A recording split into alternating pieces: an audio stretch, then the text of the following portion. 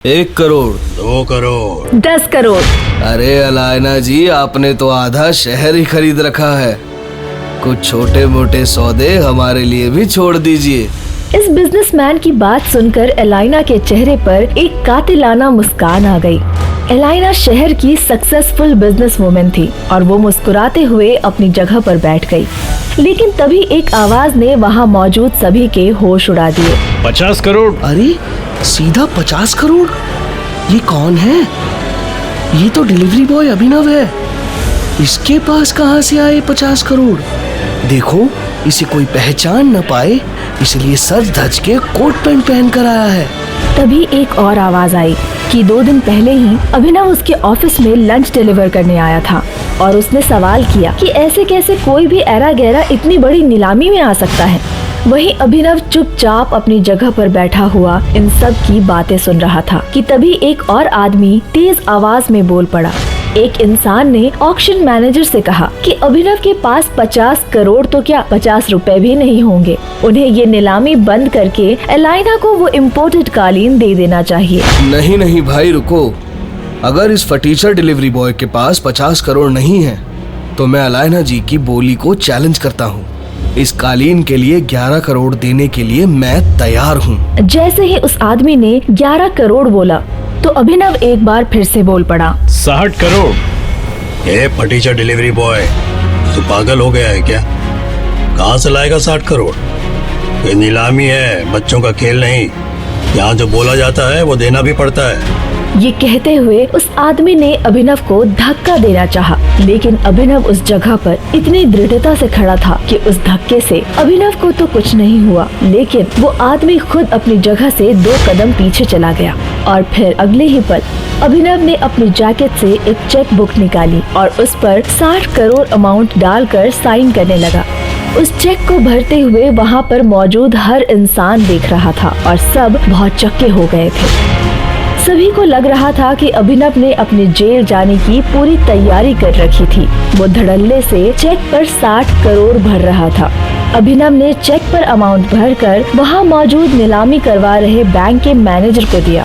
एक बार को तो मैनेजर को भी यकीन नहीं हो रहा था कि आखिर 3 करोड़ की चीज को ये अभिनव जैसा डिलीवरी बॉय 60 करोड़ में कैसे खरीद रहा है और क्या सच में इसके अकाउंट में 60 करोड़ हैं भी या नहीं। मैनेजर ने थोड़ी देर तक उस चेक की जांच पड़ताल की और जब उसने ऑनलाइन बैंक अकाउंट में बैलेंस देखा तो उसके होश उड़ गए। इसके बाद मैनेजर खड़ा हुआ और माइक पर बोला, यह नीलामी यहीं समाप्त की जाती है और ये विशेष इम्पोर्टेड कालीन 60 करोड़ रुपए में अभिनव जी को दी जाती है। जैसे ही मैनेजर ने माइक से ये अनाउंसमेंट किया तो वहाँ बैठे सब लोगों की आंखें फटी की फटी रह गई। सबसे पीछे खड़ी एक बहुत ही खूबसूरत लड़की मिस अलाइना, जिन्होंने 10 करोड़ की बोली लगाई थी, उनके पास किसी का कॉल आया। वो इम्पोर्टेड कालीन आपको मिल गई?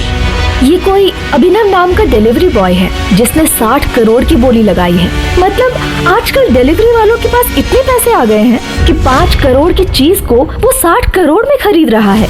एक बार यहाँ से बाहर निकले तो मैं बताती हूँ, इसको तो मैं छोड़ूंगी नहीं। अलायना जी, ये सब सोचने से पहले एक बार अभिनव की उंगली में देखिए। उसके बाद एलाइना ने अपनी आंखें उठाई और जैसे ही उसकी आंखें अभिनव के दाहिने हाथ में पहनी हुई अंगूठी पे गई तो वो पूरी तरह से चौंक गई। उसकी आंखें फटी की फटी रह गई और उसने चौंकते हुए कहा, टाइगर। टाइगर का नाम सुनते ही एलाइना के होश उड़ गए थे। क्या है टाइगर की सच्चाई? कैसे एक डिलीवरी बॉय के अकाउंट में आए 800 करोड़? इस कबाड़ी को तो मेरा कुत्ता भी घास ना डाले, मेरा बॉयफ्रेंड तो भूल ही जाओ। वैभवी के ऐसा कहते ही देवेन ने अभिनव को वहाँ से चले जाने को कहा और उसे बेइज्जत किया कि वैभवी ने तो उसे भगा दिया है। आज के बाद दोबारा वैभवी के पास भटकने की भी ना सोचे। प्लीज वैभवी, हम साथ में घर बनाने वाले थे, मैं तो हमारे लिए पैसे जोड़ रहा था। झोपड़ी को घर नहीं कहते अभिनव, जाओ यहाँ से। अभिनव की गर्लफ्रेंड वैभवी ने अभिनव की आंखों के सामने अमीरजादे देवेन के गले लग गई। अभिनव का सीना दर्द के मारे फटा जा रहा था।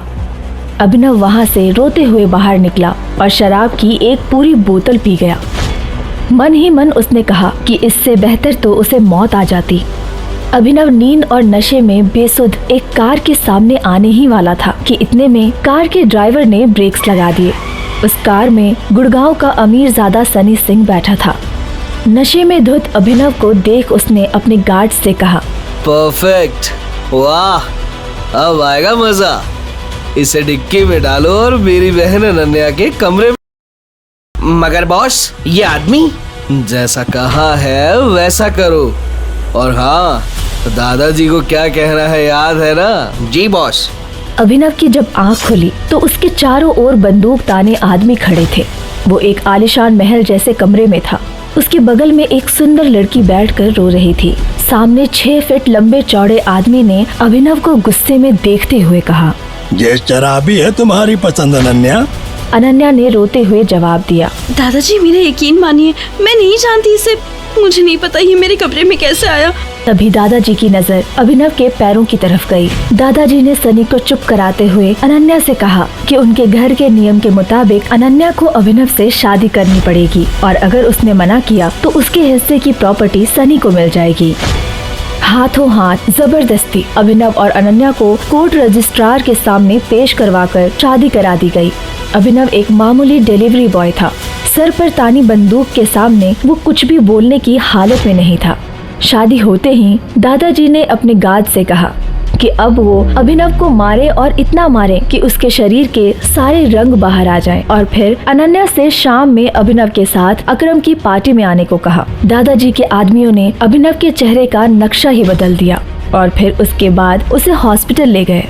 अभिनव की जिंदगी में 24 घंटे में जितना कुछ हुआ उतना उसकी पूरी जिंदगी में नहीं हुआ था। मजाक तो देखो, अकरम की पार्टी में पहुंचते ही अभिनव को वैभवी दिख गई। तुम्हारी शक्ल का कीमा भरता किसने बना दिया? यहाँ कुछ डिलीवरी देने आए हो क्या? वैसे इतनी लेविश पार्टी में तुम्हें देखकर मुझे तो उल्टी सी आ रही है। अभिनव ने जवाब दिया कि उसे एक धोखेबाज से कोई बात नहीं करनी है और वो इस पार्टी में उसकी बीवी के साथ आया है। अच्छा, पीछे देखो, तुम्हारी बीवी को तो कोई दूसरा लड़का है। अभिनव पीछे मुड़ा तो देखा कि एक बेहद रईस लड़का जिसने 30 लाख का सूट और 90 लाख की डायमंड लगी घड़ी पहनी थी, वो अभिनव की पत्नी अनन्या को गले लगा रहा था। हाय, मैं अनन्या का पति हूँ। अभिनव, ये चिराग है मेरा दोस्त, और चिराग ये है मेरा मजबूरी। मजाक कर रहा हूँ। वैसे तुम्हें देखकर शॉक्ड तो हो गया हूँ। अनन्या तभी उन दोनों को छोड़कर वॉशरूम चली जाती है और उसके जाते ही अभिनव ने चिराग से कहा कि वो अनन्या से दूरी बना के रखे, जिसपे चिराग ने अभिनव को डिलीवरी बॉय कहते हुए उसकी बेइज्जती करने लगा और बोला कि उसके नौकर भी अभिनव से 10 गुना ज्यादा कमाते हैं। मुझे अपनी कमाई की धौंस मत देखा। अभी तो कुछ किया ही कहाँ है। धौंस तो तू तब देखेगा जब तेरी बीवी की कंपनी भी खरीद लूंगा। जुबान नोच लूंगा तेरी मैं। ऐसा लग रहा था कि दोनों के बीच बड़ी लड़ाई होने वाली है, पर तभी अनन्या वहाँ पहुँच गई। अभिनव, क्या कर रहे हो तुम? अरे, ये क्या कह रहा था तुम्हें सुनाई नहीं दिया? कहता है तुम्हें मुझसे छीन लिया। ये सुनकर अनन्या अभिनव को चिराग से दूर कमरे के कोने में ले जाती है और उसे कान में कहती है कि वो अभिनव को छोड़ सकती है मगर चिराग को नहीं। उसे पार्टनर बनाए रखना उसकी मजबूरी है। अनन्या बताती है कि उसकी कंपनी डूबने वाली है, जिसे बचाने के लिए चिराग उसे इन्वेस्टर्स से मिलवाने वाला है। अनन्या ने इतना कहा ही था कि पीछे से चिराग की आवाज आई। अनन्या, वो आ गए। मीट इंडिया सबसे बड़े बिलियनर्स। अभिनव से हाथ छुड़ाकर अनन्या आगे बढ़ने ही वाली थी, इतने में सामने से 2 इन्वेस्टर्स आ गए। अभिनव ने जब हाथ मिलाने के लिए आगे बढ़ाया तो एक इन्वेस्टर अभिनव के हाथ में पहनी हीरा पन्ना वाली सोने की अंगूठी देखकर वहीं रुक गया और बोला, ये नहीं हो सकता, इट्स इम्पॉसिबल। अनन्या की कंपनी में इन्वेस्ट करने आए 1000 करोड़ की कंपनी का मालिक अभिनव के सामने अपने घुटनों पर बैठ गया और बोला, हमारी 18 सालों की खोज खत्म हुई टाइगर, थैंक यू वापस आने के लिए। क्यों एक मामूली से डिलीवरी बॉय को इन्वेस्टर्स ने टाइगर बुला उसके सामने घुटने टेक बैठ गए। अभी अभी अभिनव के सामने झुका था वो अकरम था और अभिनव को यूं हैरान और परेशान होता देख वो समझ गया था कि अभिनव की सच्चाई उसे दूसरों के सामने नहीं लानी चाहिए। इसलिए वो उठा और ध्यान से अभिनव की तरफ देखा और कहा, अरे मुझे माफ करना, मैंने तुम्हें कोई और समझ लिया। ये कहकर वो शख्स वहां से चला गया। अगली सुबह जब अभिनव अनन्या को टिफिन देने उसके ऑफिस पहुंचा तो उसने देखा कि ऑफिस में अफरा तफरी मची हुई है। फिर भी वो कानों में हेडफोन्स लगाकर अपनी धुन में मस्त था। ब्रेकिंग न्यूज में ये आ रहा था कि सिंह इंडस्ट्रीज की दिशा बदलने के लिए ये टेंडर आखिरी उम्मीद। मार्केट में इस खबर से सिंह इंडस्ट्रीज के शेयर में आ रही है भारी गिरावट। अनन्या सिंह अपनी कंपनी की डूबती नाव को कैसे संभालेंगी? अनन्या बिल्कुल खामोश अपनी कुर्सी पर बैठी थी। तभी उसके बगल में बैठे कंपनी के चीफ फाइनेंशियल ऑफिसर मौतिक ने कहा, अनन्या, टेंडर न मिलने की वजह से हमारे सारे के सारे इन्वेस्टर्स ने अपना हाथ खींच लिया है। अगर इस तरह से ही चलता रहा तो फिर हमारा दिवाला निकल जाएगा। तभी अनन्या ने कहा, मौतिक, इस कंपनी को बनाने में दादाजी ने अपना पूरा खून पसीना लगाया। सालों की मेहनत से सिर्फ हमारे देश में ही नहीं बल्कि विदेश में भी सिंह इंडस्ट्रीज का परचम लहराया। एक झटके में कैसे सब खत्म हो सकता है? ऐसा नहीं हो सकता। कुछ तो तरीका होगा यार। तो तरीका? अनन्या, तुम्हारे दादाजी के समय के कुछ बहुत ही स्ट्रांग पुराने एसोसिएट्स थे हमारे, जिनके साथ में चिराग के इंस्ट्रक्शंस के बाद में हमने डील बंद कर दी, लेकिन इस न्यूज के बाद तो कोई भी हमारे साथ मर्जर नहीं करेगा। इधर दूसरी ओर लॉबी में अभिनव ने मिस लोबो से पूछा, गुड मॉर्निंग, आप कैसी हैं? आज ऑफिस में इतनी मनहूसियत क्यों छाई हुई है? जवाब में उन्होंने कहा, तू हमेशा नौकरों की तरह घर के काम करता रहता है, कभी न्यूज व्यूज देखता है, इतने बड़े इंडस्ट्रियलिस्ट के दामाद हो, बिजनेस की खबर रखा करो। ऐसा क्या होगा जिसकी खबर मुझे नहीं है? तभी उन्होंने अभिनव को टीवी की तरफ इशारा करते हुए देखने को बोला, जिसपे कंपनी के हाल साफ नजर आ रहे थे। अभिनव ने तभी पूछा, वो अनन्या कहां है? मिस लोबो ने कहा, मुझे डिस्टर्ब मत करो, मुझे अनन्या के पास जाना है। अभी तुम घर जाओ। अभिनव ने उसने पूछा, आप कहां जा रही है? जिसके जवाब में उन्होंने कहा, कॉन्फ्रेंस रूम में। अभिनव बिना कुछ कहे कॉन्फ्रेंस रूम में चला जाता है और कॉन्फ्रेंस रूम में अभिनव को इस तरह देखकर सभी लोग हैरान हो जाते हैं। सबको बखूबी पता था कि अभिनव सिंह परिवार का एक नाकारा घर जमाई है। अनन्या तभी गुस्से से कहती है, अभिनव, गेट आउट। अभिनव जवाब में कहता है, अनन्या, मैं तुम्हें इस मुसीबत से निकाल सकता हूं, मेरे पास रास्ता है, मुझे 5 मिनट दे दो बस। अभिनव का इतना कहना ही था कि तभी चिराग अपनी कुर्सी से उठा और बोला, ये कॉन्फ्रेंस रूम है, तेरी हिम्मत कैसे हुई कंपनी के मैटर्स में बोलने की? तभी अभिनव ने अनन्या की तरफ देखते हुए कहा, अनन्या, सबसे पहले तो इस आदमी को इस कंपनी से निकालो। जब से इस कंपनी में आया ना, इस कंपनी की बैंड बच गई है। यह सुनकर चिराग अभिनव को कॉन्फ्रेंस के बाहर धकेल देता है, सिक्योरिटी, उठा के फेंक दो इस आदमी को बाहर। लोबो को अभिनव की हालत पर तरस आने लगता है और वो चिराग से रिक्वेस्ट करते हुए कहती है, sir, I will take care of this matter, आप मीटिंग में चले जाइए। गुस्से में लाल चिराग वापस कॉन्फ्रेंस रूम में चला जाता है। अभिनव मिस लोबो से कहता है, थैंक्स, जितनी इज्जत मुझे आपसे मिलती है उतनी शायद अनन्या और उसकी मम्मी से भी नहीं मिलती। मिस लोबो कहती हैं, बस भी करो।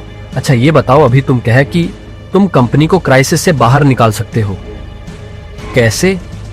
अभिनव जवाब में कहता है, कैसे तो अभी मुझे नहीं पता, लेकिन मुझे कुछ भी मदद करने के लिए पहले कुछ इंफॉर्मेशन चाहिए होगी। मुझे इस कंपनी के इन्वेस्टर्स की डिटेल्स चाहिए, शेयर होल्डर्स की लिस्ट चाहिए और बैलेंस शीट देखनी है। उसके बिना मैं कुछ भी नहीं कर पाऊंगा। इतने में मिस लोबो ने कहा, अभी तुमने देखा ना क्या हुआ, और इतना सब होने के बाद कंपनी का कोई भी आदमी तेरी मदद करने से डरेगा। हाँ, लेकिन एक आदमी है जो तुम्हारी मदद कर सकता है। अभिनव ने पूछा, कौन? मिस लोबो ने जवाब में कहा, रविकांत देसाई सर, वो अनन्या के ग्रैंडफादर के बहुत क्लोज हैं। तुम यहां उनका वेट करना, उनसे बात करने की कोशिश करना, उन्हें कन्विंस करने की पूरी कोशिश करना। All the best. Miss Lobo के जाने के बाद अभिनव ने एक कॉल लगाया। नमस्कार मंत्री जी, कैसे हैं आप? दूसरी तरफ से आवाज आई, अरे अभिनव जी, आपने हमें कॉल किया, हमारे तो भाग्य ही खुल गए। तभी अभिनव ने कहा, अरे नहीं, ऐसा कुछ भी नहीं है, मुझे एक छोटा सा काम था आपसे। फोन पर अभिनव मंत्री जी को कुछ समझा रहा था। तभी रविकांत देसाई उर्फ रविकांत वहां आ गए। हाँ, तो फॉरेन डिटेल्स पता कीजिए मंत्री जी और मुझे कॉल बैक कीजिए, अभी मैं रखता हूं। रविकांत ने अभिनव की यह बात सुन ली थी। अभिनव ने पलटकर उनसे कहा, रविकांत जी, सिंह इंडस्ट्रीज का मर्जर एके प्राइवेट लिमिटेड के साथ कैसा रहेगा? रविकांत हैरान होकर कहते हैं, एके प्राइवेट लिमिटेड, वो तो हमारे बहुत ही पुराने एसोसिएट्स थे। लेकिन अभिनव, तुम उनके बारे में कैसे जानते हो? इसके बाद अभिनव ने रविकांत को कुछ ऐसा बताया कि उसे सुनने के बाद उनके पैरों तले जमीन खिसक गई। उन्होंने अपनी सिगरेट वापस रखी और अभिनव को अपने साथ कॉन्फ्रेंस रूम में ले गए। अभिनव को अंदर आता देख चिराग बोला, अबे ओ गरीब, तू गया नहीं अभी यहां से?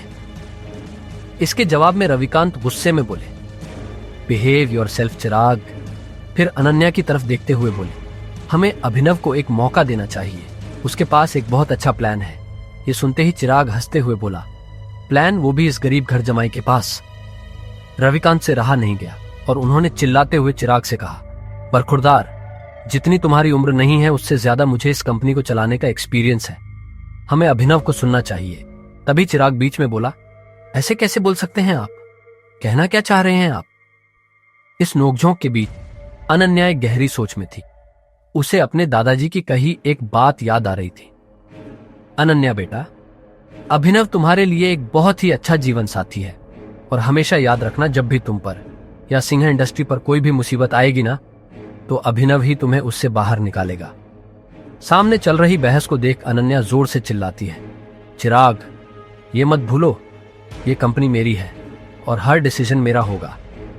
अभिनव बैठो और बताओ तुम क्या कहना चाहते हो। अनन्या को चिराग पर चिल्लाता देख अभिनव को बहुत खुशी हुई। रविकांत ने अभिनव को अपने बगल वाली कुर्सी पर बिठाया। बैठते ही सामने रखे पानी के गिलास को अभिनव ने एक सांस में गटक लिया। अनन्या, मुझे सबसे पहले कंपनी के इन्वेस्टर्स की डिटेल्स चाहिए होगी, शेयर होल्डर्स की लिस्ट चाहिए होगी, एंड बैलेंस शीट देखनी होगी। उससे पहले मैं कुछ नहीं कर पाऊंगा। तभी चिराग, जो कि गुस्से से तिल मिला रहा था, बोल उठा, दिस इज टू मच। हम ऐसे ही किसी को भी अपनी कंपनी की डिटेल्स नहीं दे सकते। लेकिन अनन्या ने बिना चिराग की सुने अपने एक एम्प्लॉय से कहा, अभिनव को लैपटॉप दो। चिराग बोला, तुम अभी भी मेरी बात नहीं मान रही हो अनन्या। अनन्या से रहा नहीं गया और वो बोली, Chirag, why don't you mind your own business? क्यों भूल जाते हो कि अभिनव मेरा पति है? 2 साल में पहली बार अभिनव ने अनन्या को उसके लिए सपोर्ट में बोलते हुए देखा था। अभिनव ने कहा, अनन्या, मुझे स्टेटमेंट्स में बहुत सी इरेगुलरिटीज दिख रही हैं। हमारे इन्वेस्टर्स के चले जाने का एक पैटर्न भी दिखाई दे रहा है। बैलेंस शीट की काफी ऐसी ट्रांजैक्शंस है जिस पे मुझे डाउट है। चिराग बोला, ये क्या बकवास कर रहे हो?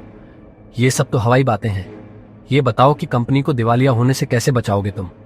गिरते हुए शेयर्स को कैसे कंट्रोल करोगे तुम? अभिनव ने अनन्या को देखते हुए कहा, अनन्या, हमें कंपनी के शेयर्स बाय बैक करने होंगे। ये सुनते ही चिराग ताली बजाने लगा, ब्रिलियंट आइडिया। तुम्हें क्या लगा अभिनव, ये सब हम लोग ने डिस्कस नहीं किया होगा? अभिनव, हमारे पास फंड्स कहां हैं? अभिनव ने कहा, okay, let me make a call. इतना कहते ही अभिनव ने अपने फोन से एक नंबर मिलाया और उसके बाद जो उसने फोन पर कहा उसे सुनकर अनन्या के साथ सबके सब हैरान हो गए। चिराग और मोती की आंखें फटी की फटी रह गई। मिस्टर अकरम, मेरी बात ध्यान से सुनिएगा। एके प्राइवेट लिमिटेड के अकाउंट से सिंह इंडस्ट्रीज के अकाउंट में अभी के अभी 500 करोड़ ट्रांसफर कीजिए। दूसरी बात, एके प्राइवेट लिमिटेड और सिंह इंडस्ट्रीज का मर्जर जो है उसको पब्लिकली अनाउंस कीजिए अभी। और हाँ, आहूजा कॉर्पोरेशंस के जितने भी शेयर्स हैं सब खरीद लीजिए। रविकांत अभिनव की बातें सुनकर मुस्कुरा रहे थे, लेकिन अनन्या अभिनव की इतनी ऊंची बातें सुनकर हैरान थी। उसे यकीन ही नहीं हो रहा था कि उसका घर जमाई पति कंपनी के मालिक से बात कर उसकी सिंह इंडस्ट्रीज का मर्जर करवा रहा था। अनन्या ने आखिरकार हिम्मत जुटाकर पूछा, अभिनव, कौन हो तुम? मुस्कुराते हुए अभिनव ने अनन्या की तरफ देखा, लेकिन उसने कोई जवाब नहीं दिया। आगे की कहानी जानने के लिए देखें अगला एपिसोड सिर्फ पॉकेट एफएम के यूट्यूब चैनल पर, और द रिटर्न ऑफ टाइगर के सारे एपिसोड्स को सुनने के लिए डिस्क्रिप्शन में दी लिंक से डाउनलोड करें पॉकेट एफएम ऐप।